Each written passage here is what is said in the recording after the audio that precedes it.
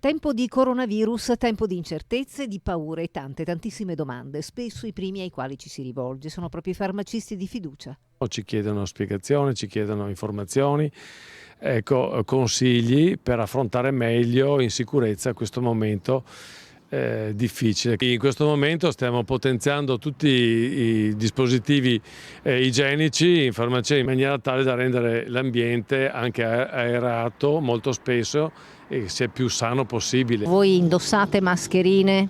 Noi non indossiamo mascherine al momento, però attuiamo tutte quelle che sono le indicazioni che le autorità sanitarie ci stanno dando. Momento molto delicato per la categoria, ci conferma il presidente di Federfarma Veneto, che vede i farmacisti prodigarsi nel rassicurare i propri clienti. Uno che ha un problema si può rivolgere in farmacia e non soltanto per